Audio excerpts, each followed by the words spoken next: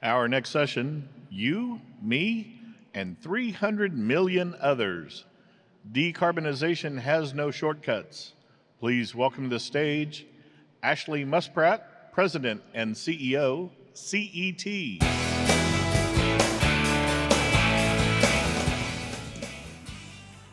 Humans are evolutionarily wired to avoid making difficult decisions. We hate doing it. This isn't exactly good news for climate action, which is filled with difficult decisions. Should I get an EV? What's a heat pump? Will it keep my house warm in winter? Should I lease or own solar panels? Gosh, for any one climate action, there have got to be at least 100 decisions. But I've got a secret. Actually, it's science for how we work with evolution to achieve rapid, widespread decarbonization. You ready for it? Radical ease, as in easy. We have to make climate action radically easy. Now, maybe that wasn't the groundbreaking statement you were expecting, but radical ease is definitely groundbreaking in practice. I mean, come on, let's be honest. Would most utility, state, any remaining federal programs look the way they do if ease were the mantra? I'm here to convince you today that radical ease needs to be our single greatest priority for accelerating climate action. I'm going to say a little bit more about why, and then I'm going to show you that it's possible and what it looks like with the stories of Edwin. Come on, Edwin. There's Edwin. Edwin and the 4 composting programs he set up at his supermarkets, and Mark, who swapped out his oil furnace for heat pumps. First, a little background. I'm a climate solutions implementer. My organization, CET, focuses on individuals and influencing them to take climate action. We're a nonprofit based in Massachusetts. We work in about a dozen states. And we engage with thousands of people every year in their homes, businesses, on their farms, in their schools. People like Mark and Edwin, and like Camille and Jose. We help them take advantage of an Energy Saver home loan to put solar on their roof. Now they're drawing 75% less electricity off the grid. And like Seth, we helped him weatherize his board game shop, and then he called us a month or 2 later saying he thought there was an error on his utility bill because he was saving so much money. And like the North Scituate Elementary School in Rhode Island that we worked with to set up share tables to save perfectly good food and diversion to compost the food scraps. There was Masad at Spices of Asia. His grocery store is in an environmental justice community in Western Mass, and we worked with him to weatherize it. Now he's saving loads of money. And there are the folks in Middletown, Connecticut, who we work with to set up a reusable takeout container program in their town.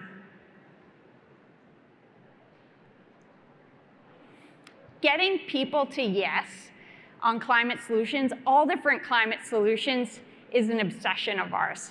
Because individual people, you, me, 300 million other US homeowners, renters, business owners, landlords, it's your decisions, my decisions, their decisions, and willingness to make completely elective climate-friendly decisions that our future depends on. And sure, good policy can catalyze the transition. I miss that.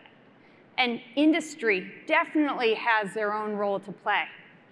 But unlike any other major victory of the environmental movement, I mean, think about it, clean air, clean water, ozone depletion, these were regulatory wins.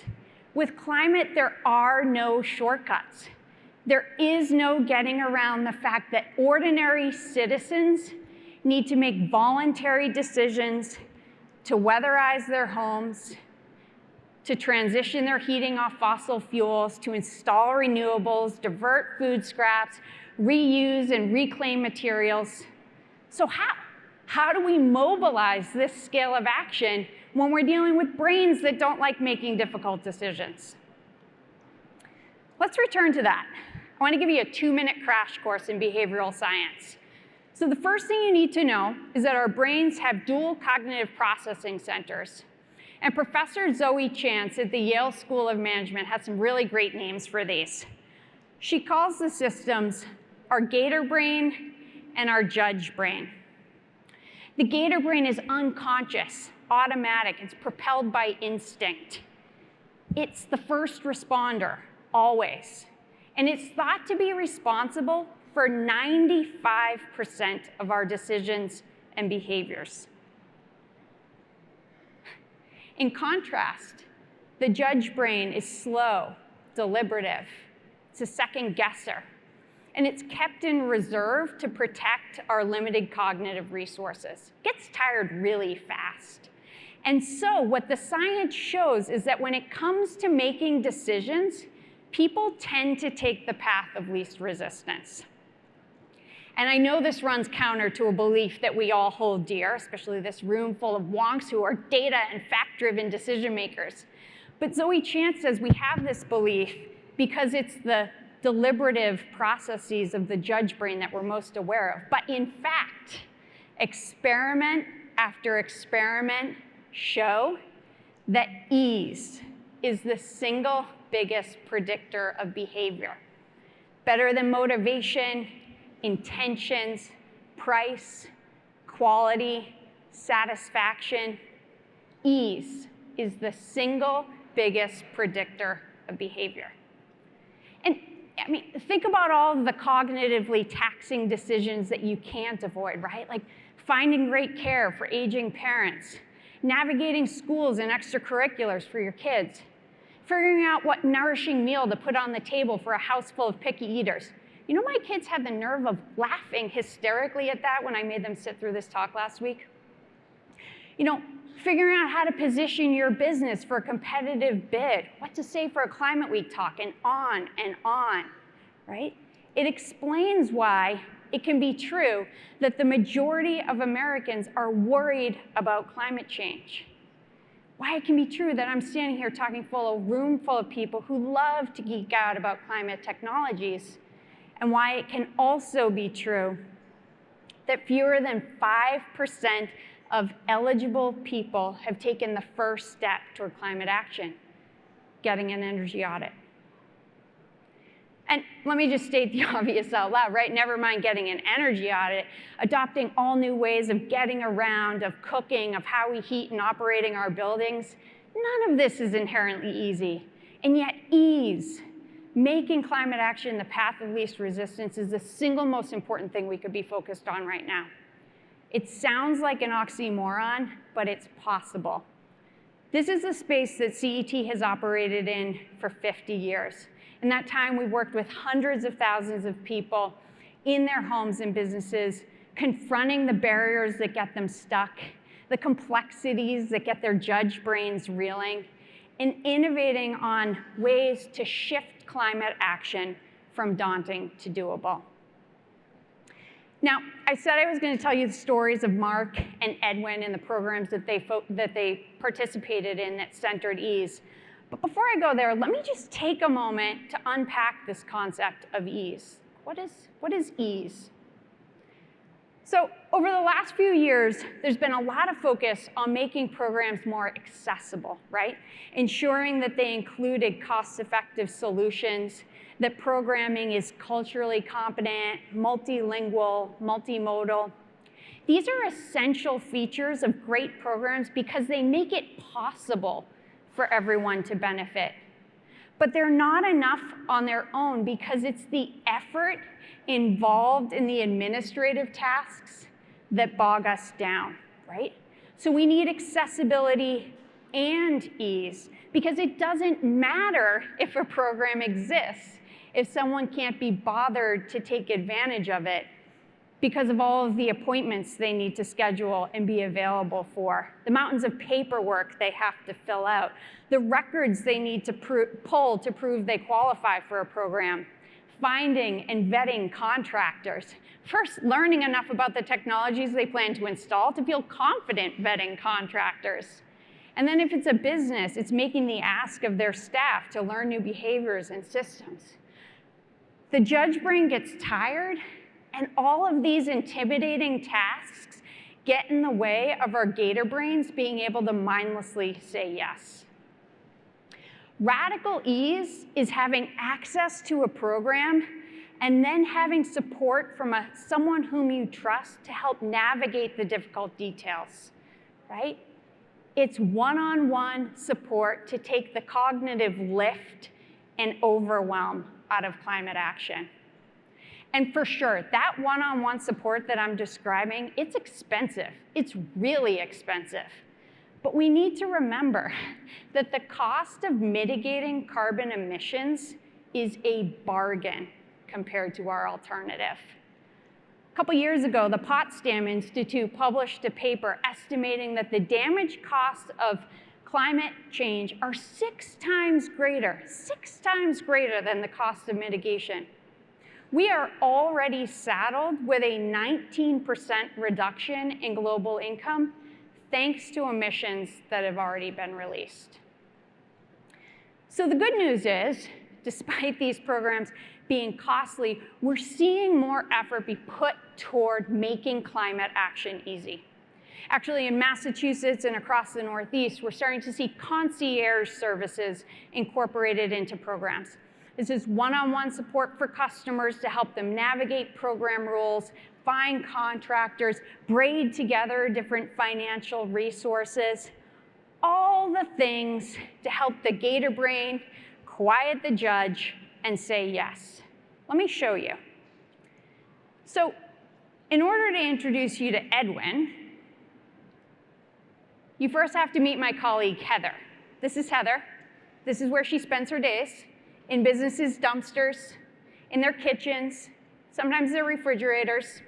She's a senior waste reduction consultant for Recycling Works, a no-cost waste assistance program that CET administers for the Massachusetts Department of Environmental Protection. In 2024, a study published in Science looking at the efficacy of commercial food waste bans in 5 states found that Massachusetts had been most successful at reducing waste going to landfills. Do you know what separates Massachusetts from these other states? It's the long-standing existence of this no-cost waste assistance program to help businesses comply with the ban. And it makes sense, right? Like, how many businesses do you know that have improved waste management services among their top, say, I don't know, 100 priorities? Not many. And so a key service of Recycling Works is this no-cost assistance. The Massachusetts Department of Environmental Protection had the good foresight to realize that a waste ban and some processing capacity, like this beautiful composting plant in Greenfield, were important but not sufficient elements of driving organics reduction.